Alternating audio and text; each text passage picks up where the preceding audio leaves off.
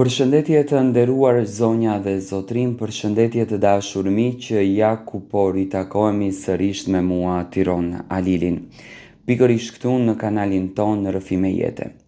Dua të ndaj sot me ju një nga ngjarjet apo historitë që në fakt mori vëmendjen më të madhe tek shqiptarët. Bëhet fjalë për nusen, e cila në ditën e dasmës vendosi që të befasoj burrin, të vendoj shamin në kokë. Një video që në fakt po qarkullon në rrjetet sociale, ka marrur komente të ndryshme. Videoja është e postuar nga parukierja Selma, por do me thënë është një emocion, një ndjenjë shumë e bukur që realisht unë e vlerësoj dhe doja që ta komentoj në një formë. Ka momente në jetë që nuk planifikohen dot në asnjë mënyrë. Momente që nuk ka nevojë për shumë fjalë, sepse një veprim i vetëm mund të tregojë më shumë se mijëra fjalë. Dhe pikërisht një moment i tillë është historia që qarkullon dhe që ka tërhequr vëmendjen e shumë njerëzve. Një nuse nga Kosova, ajo në fakt e cila e shikoni edhe ju në foto, në ditën më të rëndësishme të jetës së saj, vendosi të bëj diçka që askush në të vërtet nuk e priste, as bashkëshorti i saj. Tani që ta shpjegojmë këtë, sepse shikoj që ka patur dhe komente negative që mua kjo gjë nuk më pëlqen. Të vënurit e shamis në kokë është një mendim dhe është një ndjenjë, është një ndjesi e cila ka ardhur prej kohësh më herët. Do me thënë ai nuse nuk e ka patur pikërisht atë ditë këtë ndjesin dhe e ka vënë atë ditë, jo.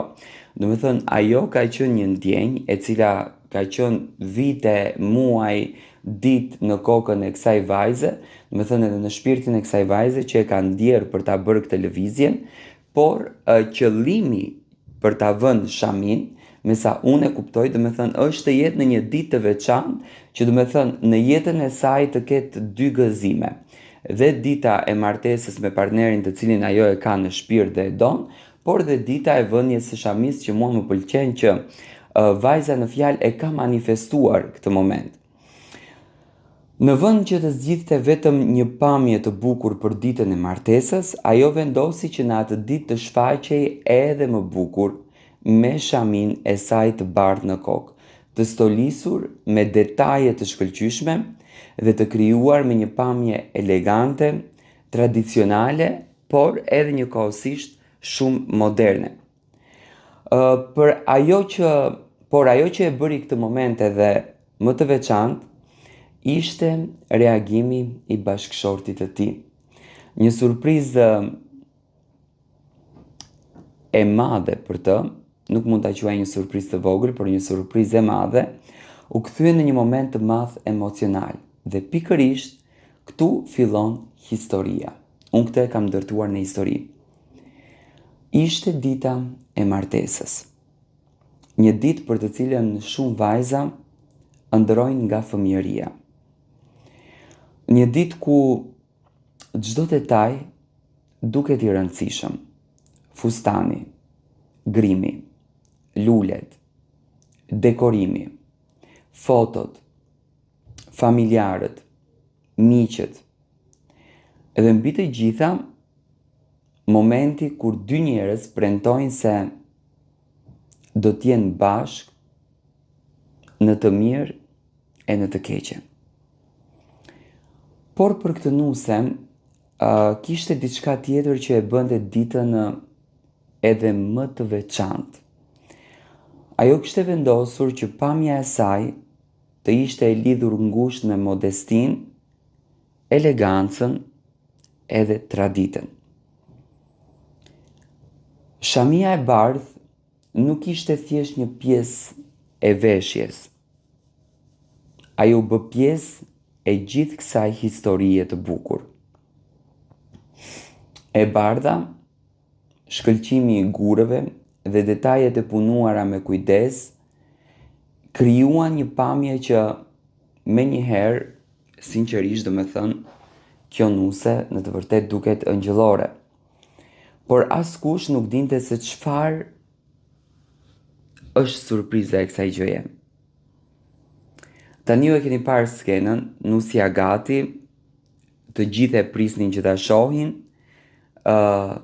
buri i emocionuar, por njëkohësisht edhe familjarët e emocionuar, miq të presnin momentin për të bërë fotografitë e para dhe pastaj nusja shfaqet me shamin e bardhë, me veshjen e saj të stolisur, me një pamje të qetë, elegante, edhe në të vërtet me plot hieshi. Në ato pak sekonda duket si kur koha nuk ndalet, sepse ndonjëherë nuk është e nevojshme të bësh diçka të jashtëzakonshme për të lënë përshtypje, mjafton që të jesh vetvetja. Dhe në këtë rast nusja ishte vetvetja. Dhe kjo ishte pikërisht ajo që shumë njerëz pan në këtë pamje. Një nuse që nuk po kërkon thjesht të dukej bukur, por ajo shfaqte një pjesë të identitetit të saj dhe një pjesë të traditës që realisht është shumë e rëndësishme. Një pjesë të mënyrës se si imagjinonte ditën e saj të çmuar të martesës. Dhe këtu vjen pjesa që e bëri historinë edhe më interesante. Bashkëshorti i saj nuk e kishte pritur në të vërtet këtë pamje. Kur e pa nusen, reagimi i tij ishte ai që shumë njerëz do ta prisnin nga një burr që e sheh për herë të parë gruan e tij në ditën e martesës, në emocion, në habi dhe një buzëqeshje që në të vërtet tregonte gjithçka. Sepse ndonjëherë një burr mund të mos gjej fjalët e duhura, mund të mos di çfarë të thotë, por fytyra e tij tregon gjithçka në thelb dhe pikërisht këto momente janë ato që realisht mbeten në kujtesë, jo vetëm për çiftin, por edhe për familjarët, për miqtë, për njerëzit që ishin aty dhe për ata që më vonë e pan momentin në rrjetet sociale. Në Kosovë, dasmat kanë gjithmonë një lidhje të fortë me traditën dhe me fen. Edhe pse mënyra organizimit të dasmave ka ndryshuar shumë, me kalimin e viteve, shumë çifte vazhdojnë të ruajnë elementet të çmuara fetare, nga veshjet tek muzika, nga zakonet familjare dhe gjithçka tjetër. Unë sinqerisht jam shumë i lumtur që kjo nuse ka hedhur këtë hap të rëndësishëm dhe ka bërë në fakt të lëvizje të rëndësishme. Unë uroj të gjitha të mirat dhe dua ta falenderoj për këtë emocion dhe për këtë surprizë që na fali të gjithë ne të cilët e ndjekim edhe e duam këtë çift.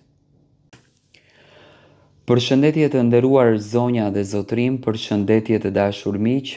Ja ku po ritakohemi me mua Tirona Lilin për të ndarë letrën e radhës, për të ndarë rrëfimin e radhës, për të ndarë historinë e radhës. Kjo letër që do dëgjoni, më besoni që është një letër shumë e ndjerë, një letër shumë e dhimbshme, një letër që askush besoj nuk dëshiron të përjeton një ngjarje të tillë.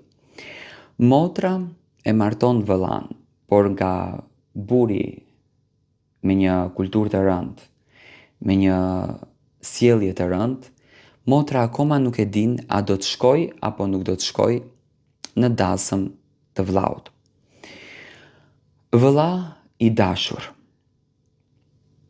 nuk e di nëse kjo letër do të arrijë ndonjëherë ashtu siç dua unë. Nuk e di nëse do të mund të ta them gjithçka që kam në zemër përballë syve të tu. Prandaj po e shkruaj këtë letër me shumë dhimbje. Po e shkruaj me lotët në sy, me duar që më dridhen dhe me një zemër që sot nuk e di nëse duhet të gëzohet apo duhet që të qaj. Sepse ti, vëlla im, të dielën do të martohesh. Dhe çdo motër do ta priste këtë ditë me padurim. Do të donte të ishte pranë vëllait të saj, t'i rregullonte diçka në veshje, ta përqafonte dhe t'i thoshte uroj që të jesh i lumtur. Të qante kur ta shihte nusen duke ardhur. Por unë ende nuk e di nëse do t'jem aty. Ende nuk e di nëse do të mund të kaloj atë derë të dasmës.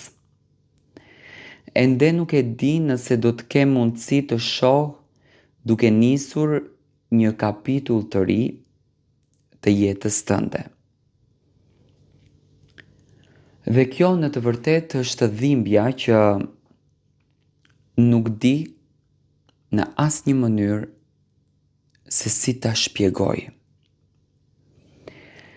Sepse nuk është se unë nuk dua të vi. Zoti e di sa shumë dua që unë të vi. Do të doja të isha aty më shumë se çdo gjë tjetër. Do të doja të shihja me kostumin të dasmës, të martesës.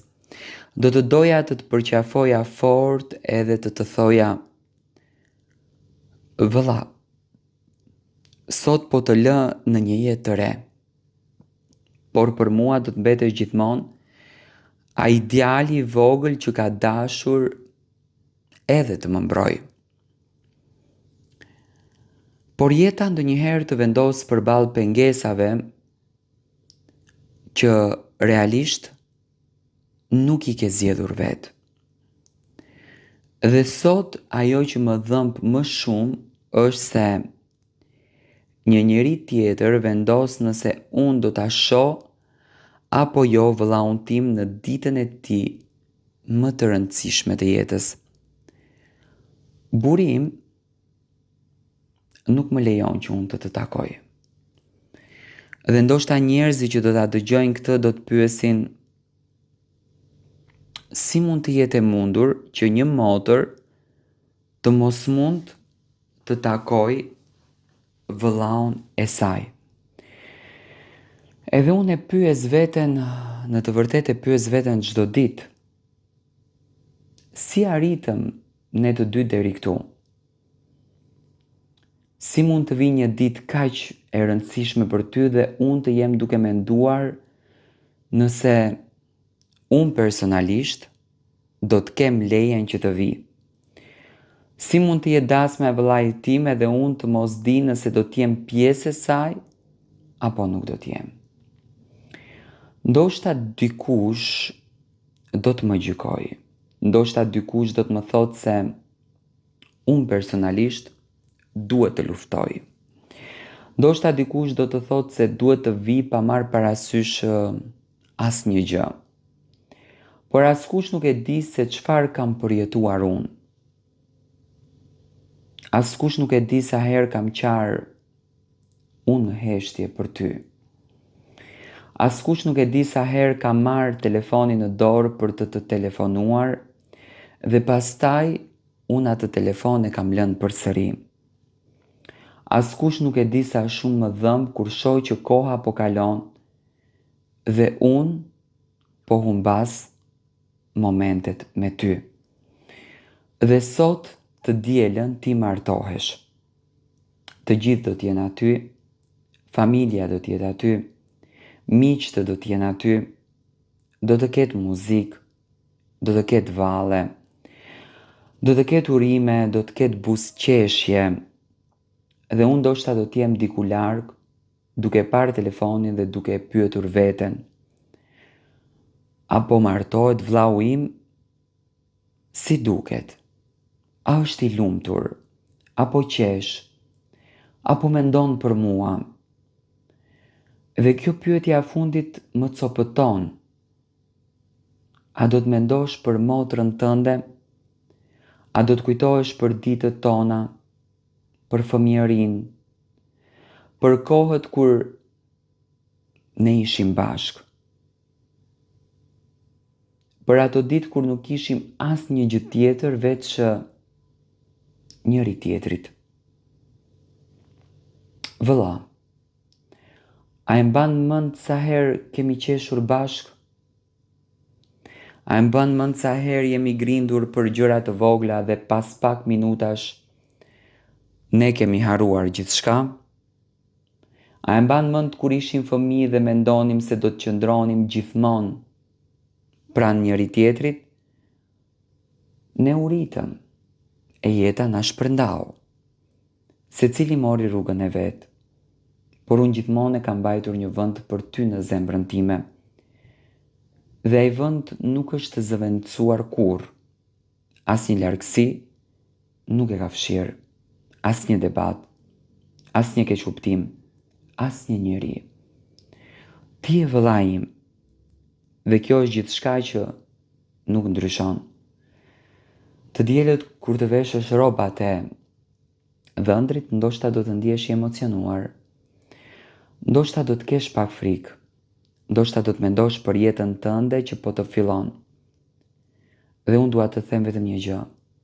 Bëhu i lumtur. Edhe nëse unë nuk jam aty, edhe nëse unë nuk të përqafoj, edhe nëse unë nuk mund të të them urime duke të parë në sy. Urimi im do të jetë me ty, lutja ime do të jetë me ty, dashuria ime do të jetë me ty. Dhe nëse nuk do të mund të jem në dasmën tënde, kjo nuk do të thotë se nuk jam më me ty. Do të jem aty në mendimet e mia. Do të jem aty në çdo lot që do të bjerë nga syt. Do të jem aty kur të dëgjoj lajmin se ti, vëlla, u martove. Nuk e di çfarë do të ndodhë deri të dielën. Unë do të dua gjithmonë si motra jote. Edhe kur jeta na largon, edhe kur njerëzit na ndajnë, edhe kur fjalët realisht mbeten pa u thënë.